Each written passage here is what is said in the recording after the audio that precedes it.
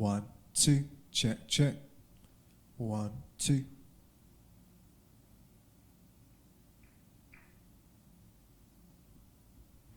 Check, check.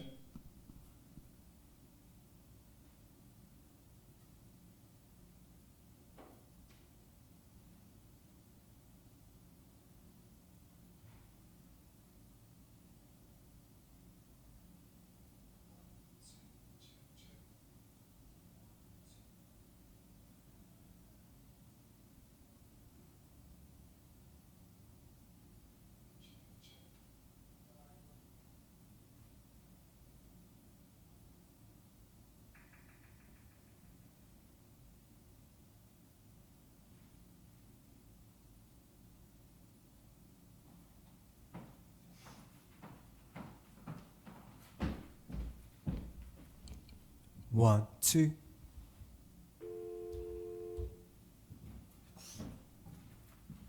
One, two. 1, 2. 1, 2. Check, check.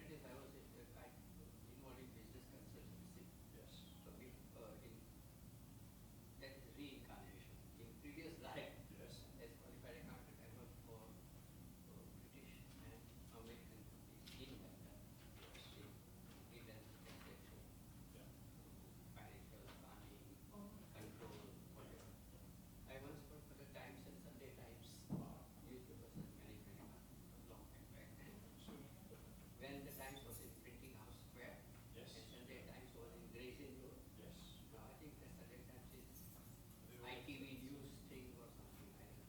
Yes, Yes. that's we're building a copy of And it. in those days, printing house square was Guardian used to share the printing with there. That's Opposite Black Friars, long time back. I'm talking of 1970, 70, 71, 70, Yes. 73. Yeah. 74. So, Well, what do I was then? Nice. and then around 91, I just wanted to change. I drifted into business consulting with a few of my friends. Yes. Direct from markets, IT specialist, and good at marketing. Good combination. And a jack of all, master of none. I try to hold it together. Right? Okay. But then I took 6 years, 7 years back. I gradually tried to my involvement. Because what they would do, they do it. And obviously people would come. And then now it's still sometimes some old clients ring up. The other day someone phoned me and said, I have to be there in the office. I don't know, I'm very business now. I've paid my national insurance tax for about 45 years. Why do you want me to drag into it now? He's talking about business. We go for lunch. I said, that makes sense. I said, that's more sensible business. But then it's in the I'm interested in geometry. That's why I'm a member here. Yes. And family and friends, children, grandchildren. Those are the life people. Yeah. I suppose based in London. Yeah, I've worked in some institutions. So it's a fascinating business.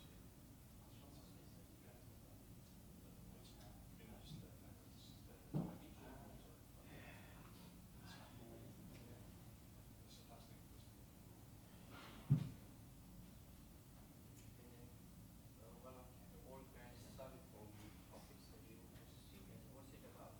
So this looking at some commercial property. We don't specialize. I sent him to my son, he's in investment banking. Okay. Commercial property. So I said, if you want some more sensible advice, you go to the guy who knows. Very good. And not me. Yeah. Yeah.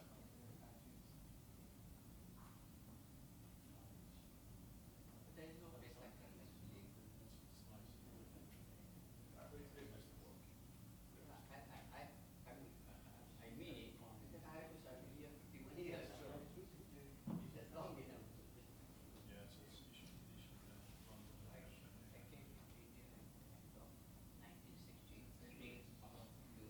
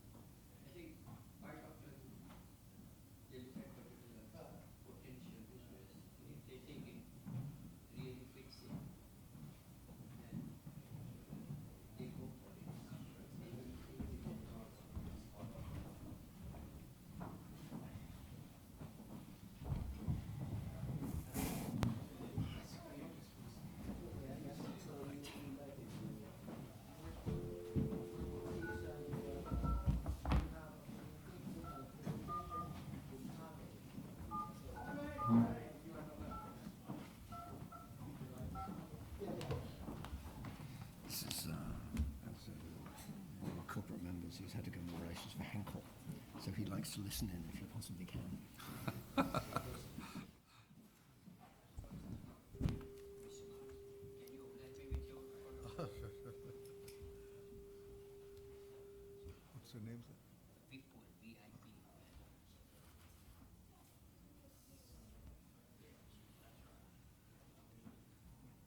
I post this morning. Okay. Thank you.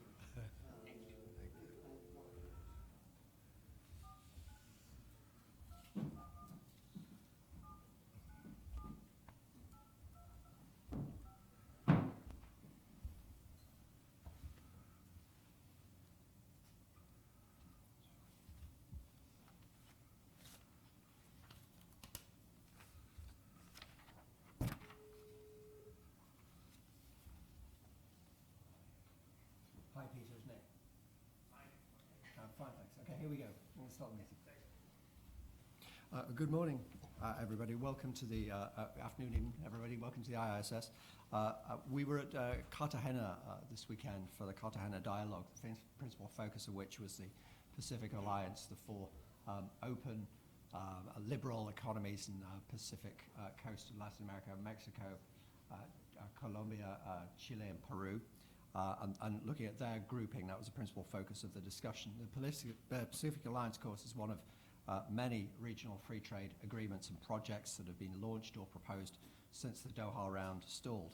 And this proliferation of regional trading agreements raises some questions over the WTO's role and its future.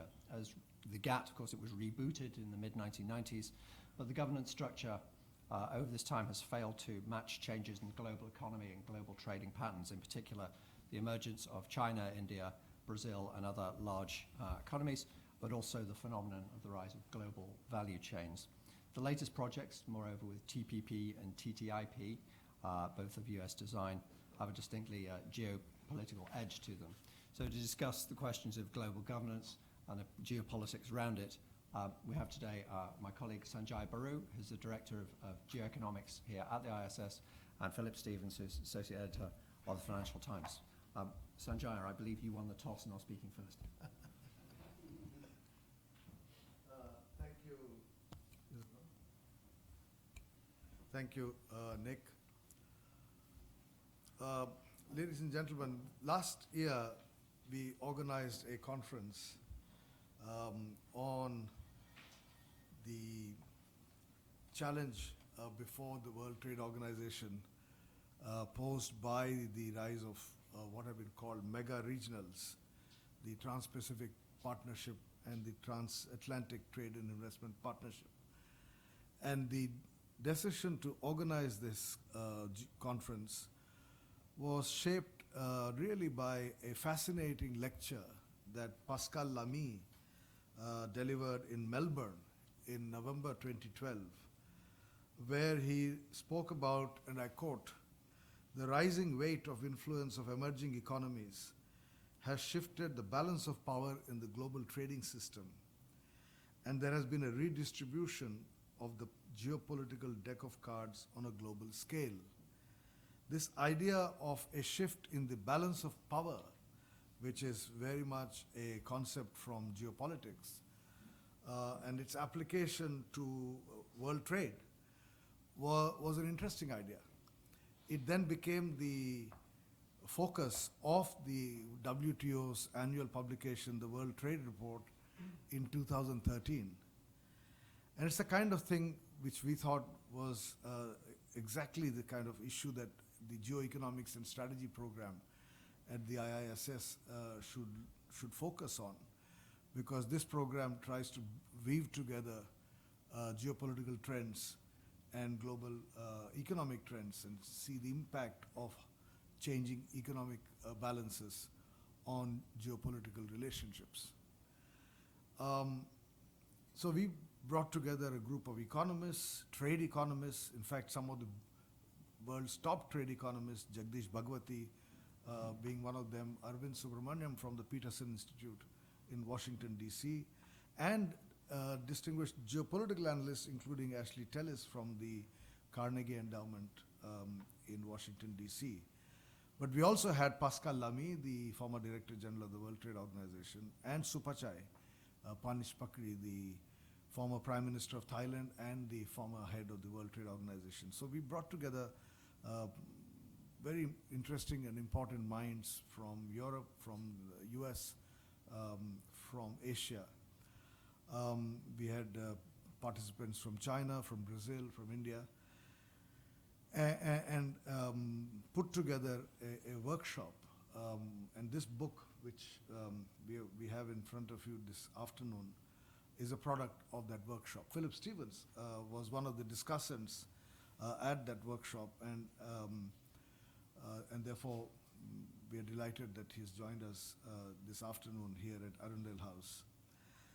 The fact is that trade has always been linked with geopolitics. It's not a new phenomenon. But one of the important consequences of the post-war economic system, which created the International Monetary Fund and the World Bank and other international organizations, was that there was a global framework for trade, which widened free trade around the world, increased the share of trade in global income. And for 30, 40 years, we saw unprecedented increase in trade. But an interesting phenomenon of the post-Cold War period, and there's a nice chart in Praveen Krishna's unedited paper, which would be available on the IISS website. This book has his edited paper, where he shows how there were virtually no preferential or free trade agreements, regional, sub-regional preferential or free trade agreements till 1990. In fact, there were just a handful of them till 1990. And then from 1990, the curve simply goes up like this. From 1990 to 2010, over a 20-year period, there's been a massive proliferation of preferential trade agreements and free trade agreements. When many of these PTAs and FTAs were launched in the 1990s, many countries saw them as what were called building blocks of multilateralism. For example, in my own country, India, where the government had a problem signing up to the WTO and many of the agreements of the WTO. PTAs, for example, with ASEAN, were used as a political tool to make multilateral commitments more acceptable. So when you say that you're doing a preferential trade agreement with your neighbors because you want to widen trade with your neighbors, that's easy in a democracy for political parties to sell. Very few people object to trade liberalization in a neighborhood context. But the commitments you make there then become relevant to multilateralization of trade agreements. And therefore, many countries used these PTAs and FTAs in the 90s as stepping stones to WTO, to multilateral commitments. But there's been so much proliferation of these PTAs and FTAs, literally hundreds now, that there is growing concern whether they have now become stumbling blocks rather than building blocks to multilateralism. And have PTAs become a barrier to the conclusion of the Doha Development Round agreement. And some countries, particularly the more developed economies, United States, European Union, Japan, and many of the other developed economies, which have become impatient with the slow movement of the Doha Round negotiations, are now pursuing what are called mega regionals, the TPP and the TTIP, which are seen as challenging the supremacy of the WTO. So are we moving away from multilateralism to regionalism in trade? This was one of the questions that this conference tried to address. What we did was to first take stock of world trade, and the essays in this volume, I think, offer a very good account of where we are. And then we go on to discuss what is happening in world trade. For example, the growing integration of production systems across borders, what Richard Baldwin, who was also at the conference, has been writing about global value chains. And the conference basically raised three questions, which is fast-track liberalization through mega-regionals a way of circumventing the barriers to a multilateral agreement in the WTO?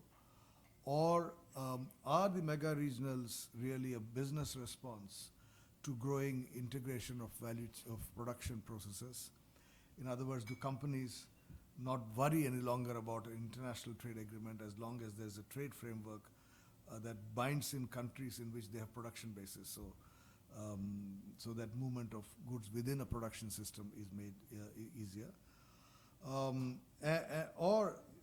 Is in fact the TPP, are in fact the TPP and the TTIP a response to the rise of China as the preeminent trading power in the world? In other words, are the motives for regionals economic, business, or political? That is the question that our conference tried to address, and the papers in this volume provide answers to those. Seek to provide answers to those questions. The third issue about the TPP and the TTIP being more a geopolitical response rather than economic response is an idea that sprung out of a fascinating book that Edward Luttwak wrote called The Logic of Conflict and the Rise of China, Logic of Conflict versus the Rise of China, in which he put forward the proposition that China was not really a military threat to the West, but an economic threat, and therefore the West needs an economic response. And unlike in the case of the Soviet Union, it's not a geopolitical containment which is warranted, but a geoeconomic containment. And I encouraged Ashley Tellis to explore this idea, which he tries to do in his paper. Ashley has an interesting argument. His argument, of course, is that the GATT system was created by the United States to ensure a global trading system in which the US remained number one. And given the fact that the US has been sliding down as a trading power, it is natural that the US would look for other options, and the TPP would be one option. I personally think the debate is still open because there are genuine business and economic arguments that weigh in favor of these mega-regionals. The literature, if you see, there are convincing arguments for what some call fast-track liberalization, to hold up a gold standard for others to aspire to, and that those countries which are unable to speed up trade liberalization can go on a slow track and hope to catch up. Whichever side you are on, as far as this debate is concerned, I think the bottom line, which this volume draws attention to, is that the rise of China, and in general the rise of emerging economies, including India, Brazil, Indonesia, Mexico, and many other trading nations, has altered the structure of global trade. For one thing, the trade flows are no longer north-south as they were when GATT was launched. They have become increasingly south-south. And therefore, the structure of the world economy is changing, which is why we have Rubik's Cube on the cover. Things are changing all the time. Till there is some new balance that is struck, the global trading system would remain in a flux. I think that is my own view. The book ends with a plea from Pascal Lamy for a return to the WTO, for a strengthening of the multilateral system. Lamy, as a former Director General of the WTO, of course, is seriously concerned about regionalism or mega-regionalism. And, so there are serious concerns about the emergence of these new blocs, but it seems to me that they are inevitable in a global system which is in flux. I'll stop with that. Thank you, Sanjay. Philip, please. Thank you very much. I'd like first to commend IISS for the geoeconomics program and for this excellent short selection of essays. Sanjay said I was lucky enough to go to their conference in Bahrain, and as someone who more familiar with geopolitics than geoeconomics, I was reminded, if I had to be, how geoeconomics has been driving geopolitics for the past couple of decades. In his introduction to the book, Sanjaya quotes the Nobel laureate Thomas Schelling when he says, apart from war and occasionally migration, trade is the most important relationship between states. And as we've seen, it drives power shifts in the world. The biggest geopolitical event of the present century so far, I think, was probably China's accession to the WTO. My starting point in looking at these issues, and I think that of the authors, is that we've all been beneficiaries of the open trading system. Prosperity in the West is in significant part the product of the system developed, as Sanjay said, in the GATT and then the WTO. And it was this liberal open system that made possible the rise through their integration into the world economy of the new powers of the South and East. And no one, I think, proposes to dismantle the present system. You hear north, south, east, and west dissatisfaction with the present system, but no one wants to dismantle it. I think the question for me is whether both the new and the old powers have sufficient incentive and political will to develop and deepen the rules so that the de facto integration of national economies, you think of supply chains in manufacturing most obviously, is matched by some refurbishment of the global trading rules.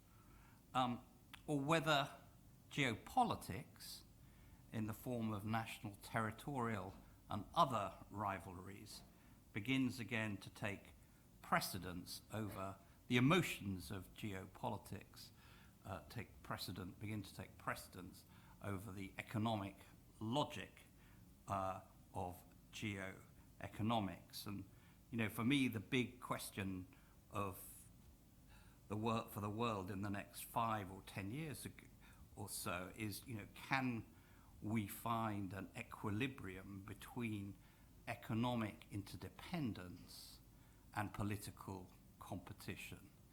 And I think that's as clear in trade as in other areas. So can globalization survive multipolarity unless we also have multilateralism? And that's the debate at the heart of this series of essays, and written as they are by a sort of galaxy of scholars and experts, they don't always reach the same conclusion. Some, as Sanjay said, see the trend towards regional plurilateral trade agreements like TPP, TTIP, as building blocks for multilateral progress. Others see them as an attempt to throw up obstacles, an attempt by certain groups of countries to set the rules that others will eventually have to sign up to. I tend to be slightly less optimistic than Sanjaya and put myself in that second group. I mean, if the TPP and TTIP aren't part of an effort specifically to contain China, they do seem to me to be a part of a drive by the Western powers at least to retain control of the standard and norm setting that's actually at the heart of economic integration. I'm reminded of a conversation I had, it must be nearly 2 years ago, with a senior French diplomat when France had, just after France had announced that it would indeed allow the TTIP talks to go ahead. And this diplomat who I'd known for many years, I said, sort of, candidly, tell me, why have you dropped your objections? And he looked and he said, well, we've come to the conclusion that we fear the Chinese more than we hate the Americans. And I think there you have, in a sense, the sort of geopolitical core of some of this. I'm also slightly pessimistic because I think that, in a way, this is because I'm a product of a particular era, that that multilateralism needs, if not a hegemon, then a very powerful champion. And I'm very impressed by the work that Sanjaya mentioned, done by Ashley Tellis, in terms of looking at the way that the US set up the system after the Second World War. And it does seem to me that there was a perfect coincidence then between America's national interest and the broader interests of what you might call the West. Opening up Europe was good for Ford and IBM and all these other American businesses, but it was also good for a Europe that had been devastated by war, and it provided the engine of prosperity and also, quite naturally, a mutual bulwark against Soviet communism. But when I go to Washington now, I hear quite a lot of Americans sort of talk as if what was for them a win-win situation, national and multilateral interests coinciding, I hear them talking about it now as more a zero-sum game. Why should we Americans be promoting, protecting multilateral rules, championing a system that empowers now our principal geopolitical rival, China? So there's a divergence, I think, between US national interest, or perceived national interest, and multilateral interest. And what you have, I mean, the risk is of a sort of a dangerous feedback loop in which geopolitical rivalry begins to drive geoeconomic fragmentation. Now, some have seen actually sanctions against Russia after its intervention in Ukraine as sort of indicative of this trend. I tend to see them rather as a special case, but I think the dangers do run wider. Free trade needs champions, and if the US is less inclined to make the case for the liberal order, and Europe's too preoccupied with its internal problems, who are these champions going to be? India, China, Brazil? All these nations quite rightly say the existing rules-based system was designed largely by and for the West. But the question is, are they ready to take the lead in rebuilding the system? Now, to conclude, as I said at the outset, and I think these essays eloquently demonstrate, multilateral trade liberalization has done more to improve human welfare than almost any other policy you can think of. But an integrated global economy needs some sort of global political architecture, and there I'm beginning to have my doubts. Thank you. Philip, thank you very much. I'd like to open this up to questions immediately, or indeed interventions from the floor. Who'd like to go first? Edwina Morton, just ahead of you, sir, so please. Sort of picking up on what Phil just said, both panelists actually, in looking back at what happened after World War II. Yes, there was a coincidence between US interests and world interests. Had there been, at the time, a veto for a communist-led China, the system would have looked incredibly different.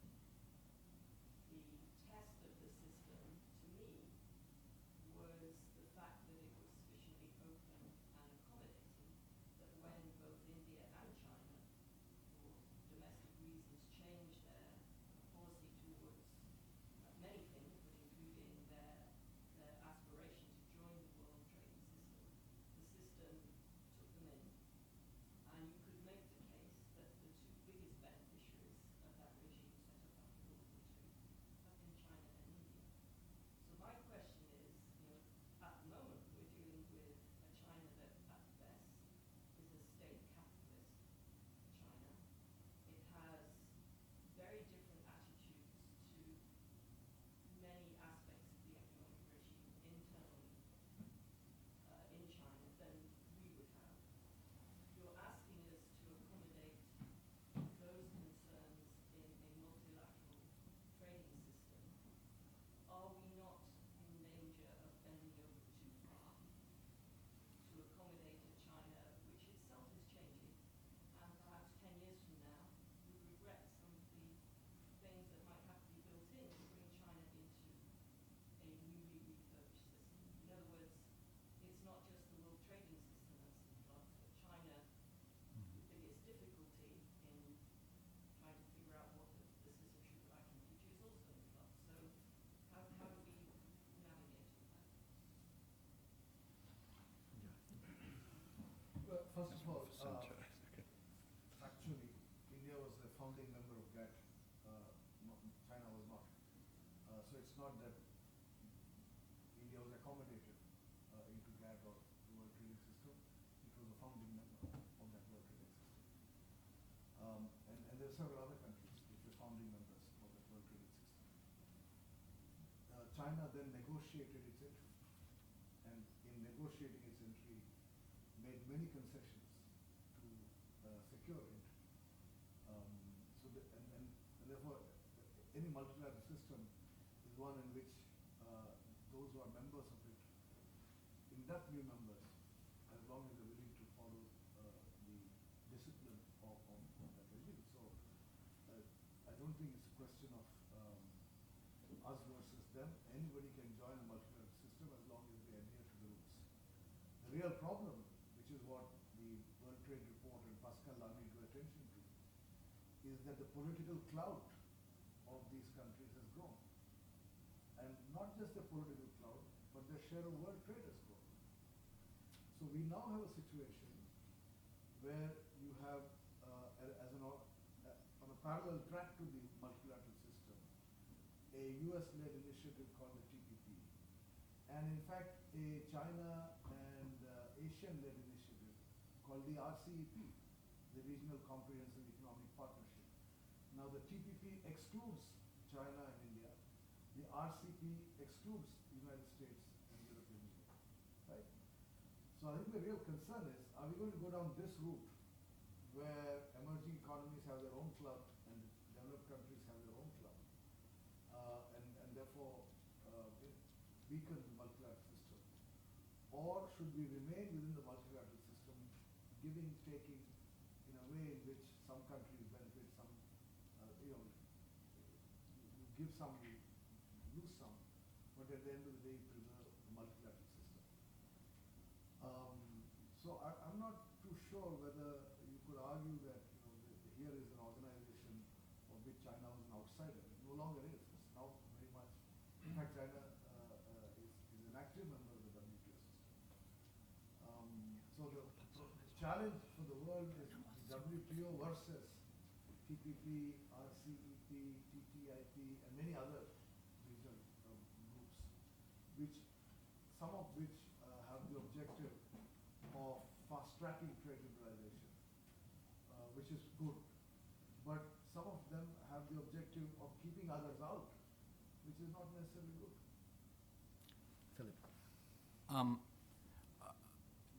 I agree with Sanjaya that, and in a way, that's why I was sort of trying to say how the danger is that sort of geopolitical rivalry drives geoeconomic fragmentation, that people, as you said, cluster into groups. I do think you have a point in the sense that the new sort of generation of trade agreements aren't really about trade. They're much more about standards and norms and governance in many respects. And it's not clear that even very developed economies such as Europe is ready for some of these. I mean, arguments about chlorinated chickens and the NHS and whether American companies can use TTIP as a lever to privatize our system. I mean, it shows you how close that some of these agreements are getting into the sort of shared governance you have in the European Union and how intrusive they can be. And I certainly think that a lot of the rising states, and this isn't just a China thing, are just not ready for, if Europe and these advanced economies, very similar democracies are struggling, then I think that countries which are sort of jealous of their sovereignty, sometimes because they just sort of feel they've only recently acquired the sort of sovereignty in its full sense, are not going to join. The question is whether these, for me, it seems to be whether the new, if indeed they happen, generation of trade agreements are designed as open agreements. Whether there is a presumption that anyone who meets the rules and is prepared to sign up to them will be allowed at some point to join them, or whether they're designed to lock out some groups of countries.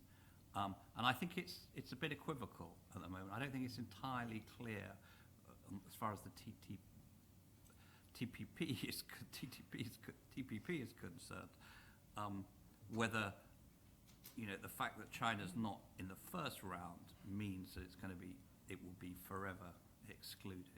But I think you point out well that the dangers. Yes, please. Thank you, Mr. Chairman. IISS member Vipul Thakur, I've got two comments to make. I think part of it Mr. Balu covered just few minutes ago. If we don't want too many blocks, I think the Western countries must move into 21st century. And when they see actual text on the ground, they should be able to adjust power structure both in IMF and the World Bank accordingly. Now, agreements have been made. It's still ridiculous. It's relatively small countries like Belgium or Netherlands, for example, they might have more voting rights in IMF than what China or India have. And another point I want to make is that IMF, for example, has got its own rules when it lends money to members. So I think if we see the recent examples of giving money to Greece or Ukraine, for example, I think most of the rules have been put in the dustbin. I mean, just because they've got votes, they go on giving more money, which is not justified. Thank you. Well, I mean, I think the IMF example is interesting, again, because what is happening in the international financial system is because the IMF is not readjusting its voting structure to, as you said, accommodate the rise of China and other emerging economies. Parallel institutions are coming up.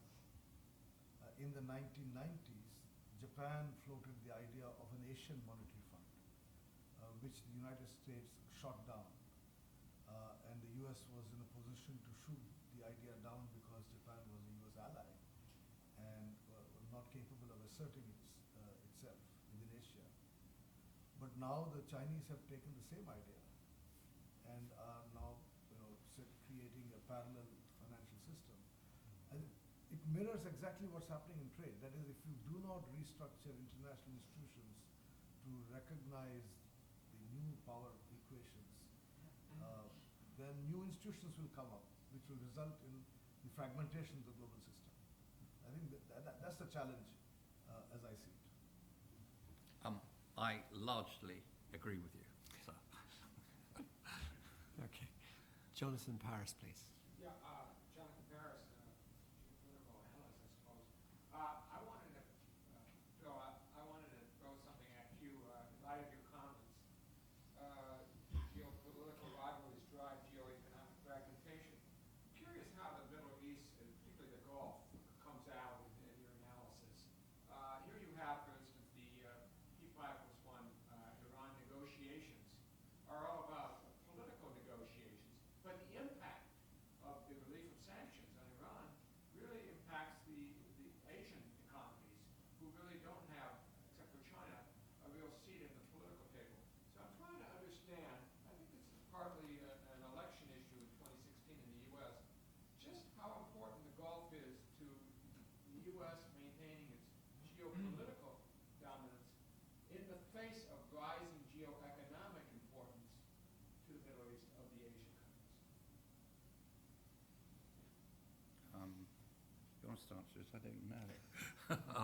And I haven't thought about it, and it's a complex question. And You can simplify. I know, and I just don't know what the sort of trade. I don't know enough about the trade patterns between the Gulf states and what they would be, because we can't really talk much about Iranian trade patterns because they've been somewhat distorted by sanctions over the last few years.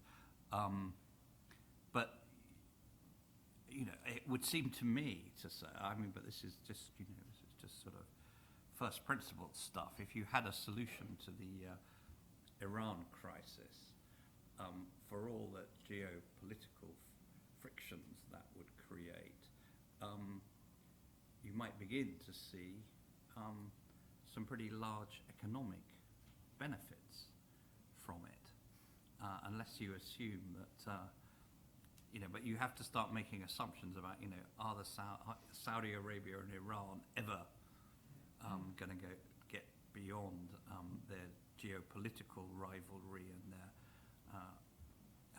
confessional differences and whatever. So I think I'm going to pass on that. I really don't know.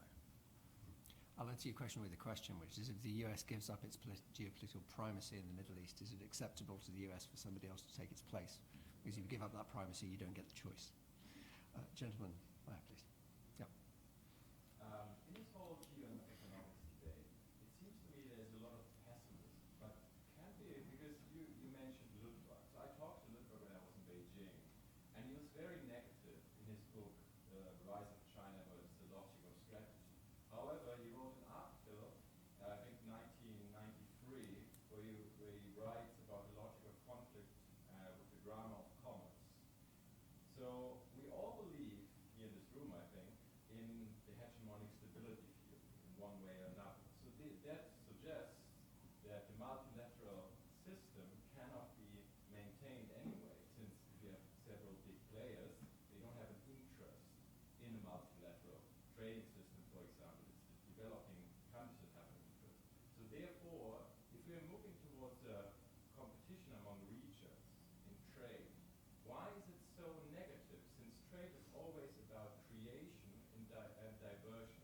So if we have more trade creation than diversion, what we clearly have with TTIP, even though it's an economic NATO, no doubt about it. But if we have more of that, and even though we have some trade diversion with TPP, I agree, the only risk seems to me that there's a spillover towards military conflict. But except for that, it's always a positive. So geoeconomics seems to me to be a kind of end in itself. So maybe you could comment on that. I'm not sure if I've got the question, but I think the way I would look at the growing competition, growing fragmentation of the trading system is say that the world benefited from global rules of the game. The GATT system widened trade around the world because it created a predictable environment for trade. Countries knew the rules that they had to follow in order to be able to expand their share of world trade. And the uncertainty now arising out of a fragmentation of that world trade system is that you are not sure what are the rules that you have to conform to enter particular markets, because different markets have now different rules. So it's the fragmentation of the rules that is really going to create increasing uncertainty in trade and therefore hurt trade. Having said that, I think it's important to remember that there is no homogeneous response from the developed and developing countries as a whole. In other words, the division is not north-south. The division is not developed versus developing. There are multiple divisions which are emerging in the global system. You have single commodity dependent exporting countries with their own set of interests in the global trading system. You have highly technologically developed manufacturing systems with a different set of interests. And then you have the middle income economies, particularly China, India, Brazil, Turkey, Indonesia, a clutch of middle income economies for whom trade remains a vehicle for industrialization. And it's very different from the trade interests of commodity exporters or trade interests of single product exporting economies. Now, when trade becomes the mechanism for industrialization, then the rules that govern trade have an impact on the process of industrialization.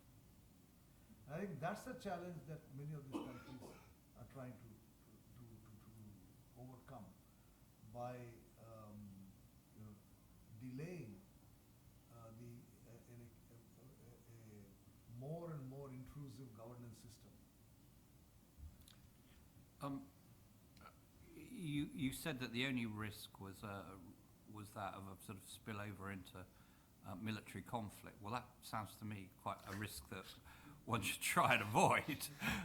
So it's not an inconsiderable risk. I think my own rather simple view is that it's history's taught us that economic interdependence and trade is not sufficient to prevent nations going to war against each other. But it does seem to me that if you, as much as you can remove the frictions in a pretty integrated, interdependent world in areas like trade and investment, you are damping, if you like, some of the forces that might otherwise be leading you towards conflict. Thank you. Lady in the second row, please.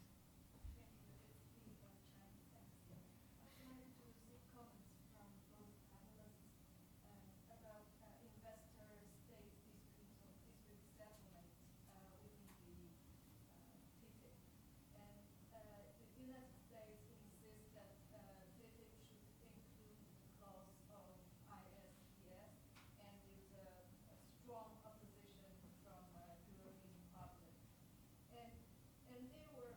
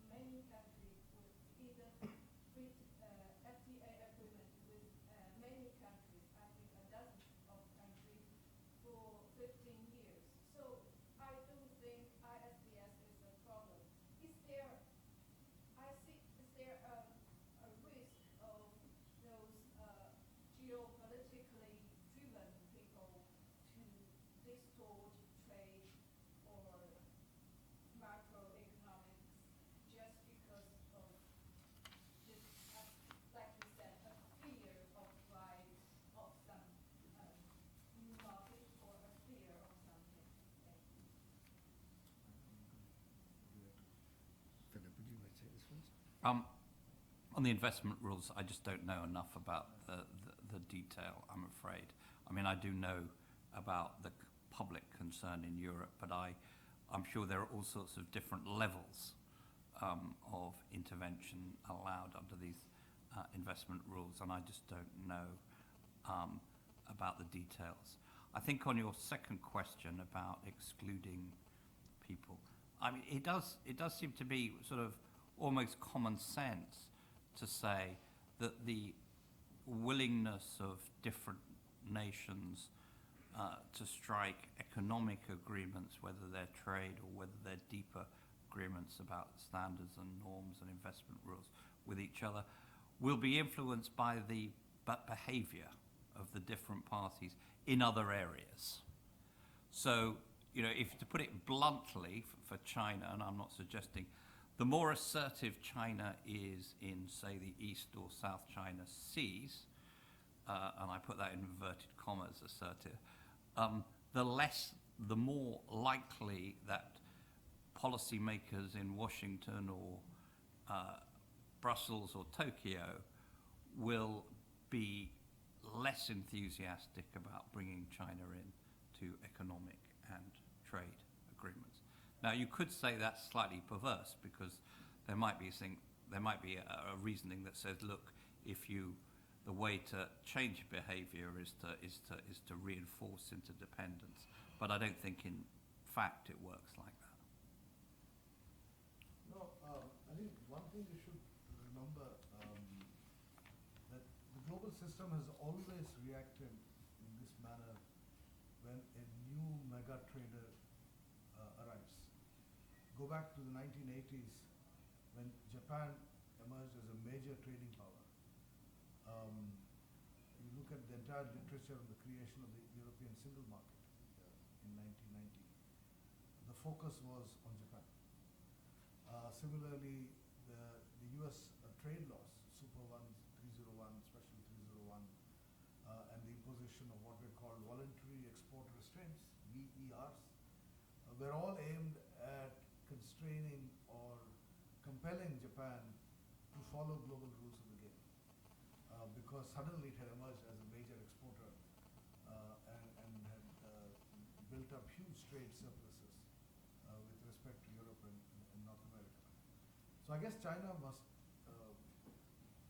realize or accept that its rapid emergence as a major trading nation will invite responses from other countries aimed at seeking some breathing space, if you like. Japan voluntarily adhered to many of the export restraints imposed on it. It chose to relocate production bases into Europe to create local employment and so on and so forth.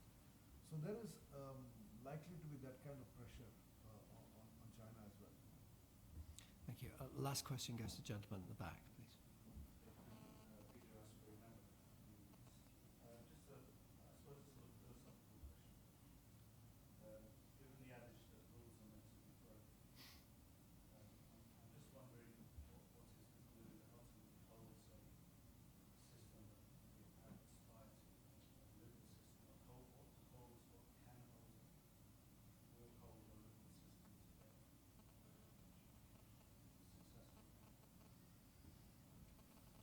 That's a big question. I think the fundamental perception that self-interests and national interests coincide sufficiently well with broader mutual interests.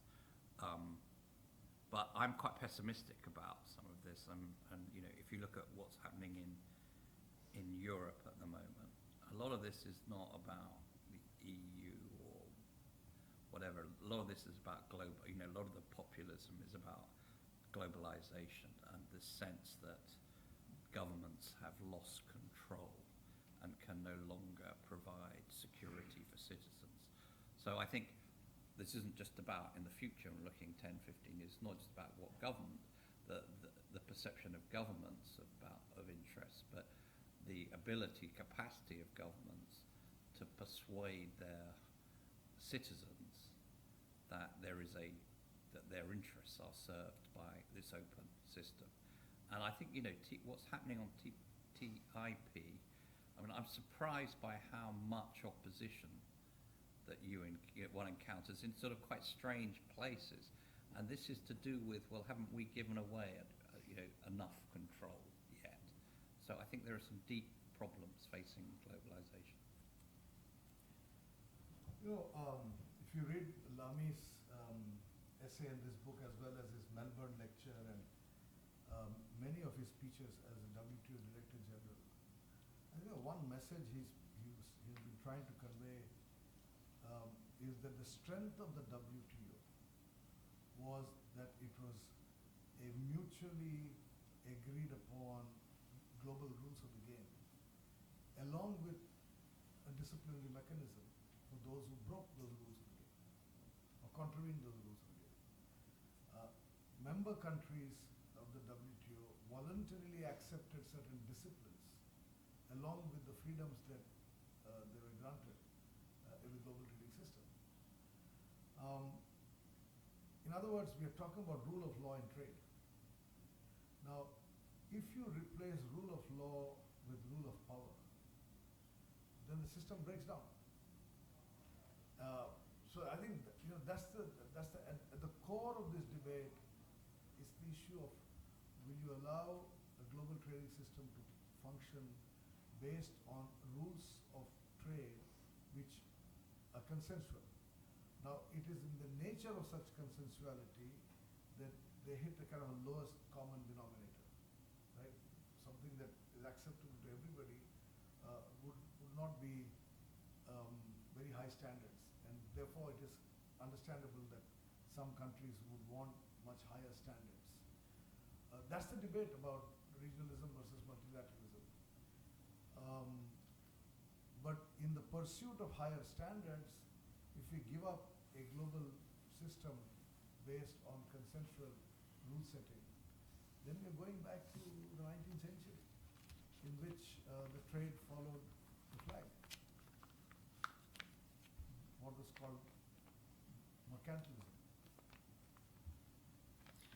Bring it to a close there. I wanted to thank you all for coming. If you have not yet got your copy of the book, but you're an ISS member, check your post box. It should be there soon. Members also have the opportunity of actually logging on online. So if you haven't had your online membership set up, please contact the membership team. It leaves me only to say thank you very much to Philip. Thank you very much to Sanjaya. Please join me.